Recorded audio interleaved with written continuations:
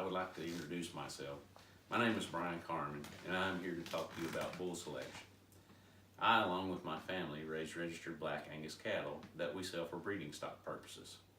The question that I receive almost 99% of the time when taking a phone call from someone looking to buy their next bull is, do you have calving ease bulls? Calving ease, or calving ease direct as it appears on a pedigree, is expressed as a percentage of unassisted births with a higher value indicating greater calving ease in first calf heifers. This average is then predicted as the ease in which the sire's calves will arrive when he is used to breed virgin heifers. This is an important trait to be considered, to say the least, because a dead calf has no value whatsoever. There are, however, other traits that must be considered in bull selection as well. Therefore, one should use the entire set of EPDs to select the next herd sire to cover one's cows. But in interest of time, we will only cover those traits that concern calving and growth. Before we begin our discussion on how to properly use the information that one has access to when viewing EPDs, I will first explain a bit about what an EPD is and how that information is gathered. EPDs, or expected progeny differences, are the estimated genetic value of an animal as a parent. To be more specific, the differences between two animals of the same breed, predicting the performance in their future offspring when each animal is mated to animals of the same average genetic merit.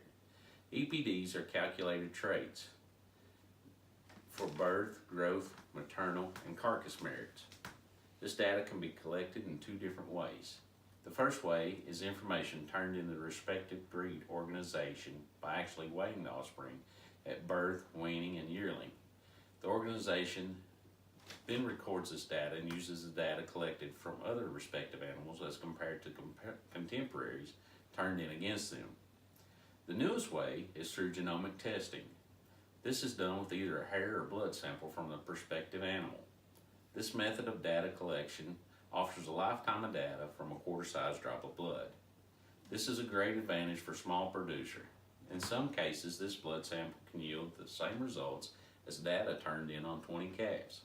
This has become a great tool for buyers and producers alike and was unheard of less than a decade ago. The first main point of an EPD that we will cover is CED, which is calving ease direct.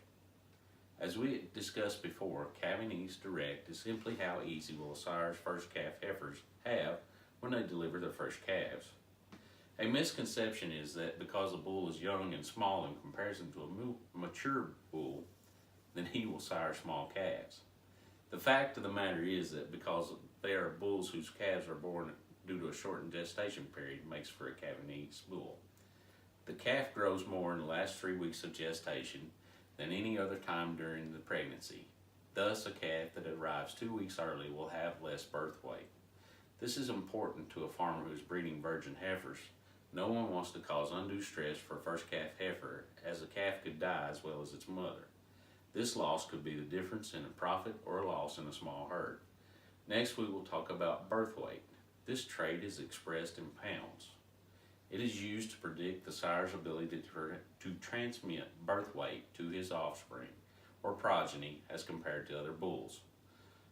While one would have limits to what would be an acceptable birth weight, a calf born to a cow that weighed 80 to 90 pounds would not be too large. This increased weight would over a calf that is born to a first calf heifer, which would weigh in the 65 to 75 pound range, would be a great growth advantage. A larger calf would have less ground to make up at weaning time. This will bring us to weaning weight. Weaning weight is also expressed in pounds. It is a prediction of the bull's ability to transmit weaning growth to his progeny compared to that of other bulls. This trait is very important trait for a cow-calf producer who wants to sell his or her calves at weaning time. Breed average for a Black Angus bull is plus 52 pounds of weaning weight. If a producer chose a bull that had an EPD of plus 75 pounds weaning weight, that would be an extra 23 pounds weaning weight per calf at weaning time. If a producer had a 50 cow herd and the price per pound on his calves was $1.42 per pound, and he could expect an extra $1,633 at sale time due to using that bull that had a plus 75 rather than the breed average of plus 52. And as in that example that we gave before, this could be the difference between a profit and a loss.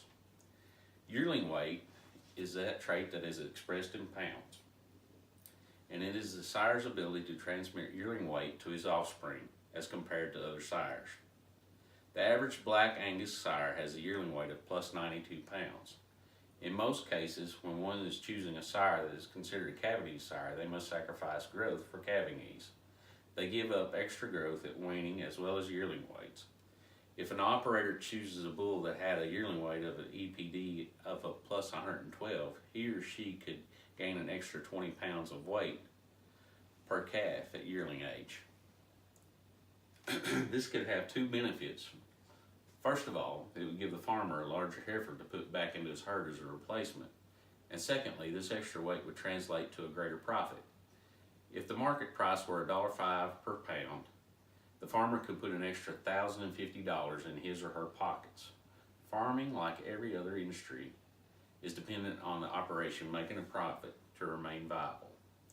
The last marker we would talk about on an EPD is the milk predictor. The milk predictor is an expression of genetic transmission of a sire's milking and mothering abilities in his daughters as compared to the daughters of other sires. Simply stated, if the weaning weight that comes from the cow's ability to milk and mother her calf. This trait, like all the others that we have talked about, must be used in moderation. A sire that has a milk EPD of plus 24 is considered average in the Angus breed.